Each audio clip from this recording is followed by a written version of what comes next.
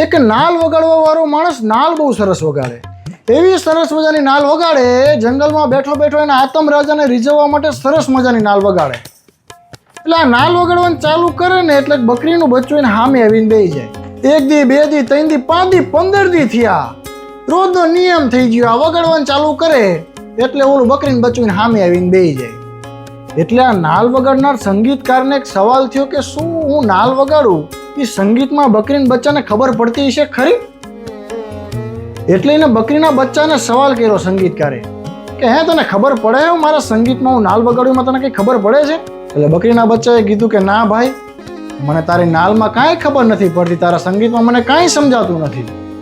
તો સંગીતકાર કે તું શું લેવો તો હું નાલ વગાડવાનું ચાલુ કરું, તું મારા સામે આવીને બેસી જાસ. તારા બકરીના બચ્ચાએ કીધું કે હે સંગીતકાર, તારી નાલના 2 પળ રહ્યા ને એ મારી માના ચામડામાંથી બનેલા, અને નાલ ઉપર જ્યારે થપાત વાગે ને તારે મારી માં મને બોલાવતી હોય ને એવું લાગે, એટલે હું અહીં આવીને બેહું. ભલા માણસ,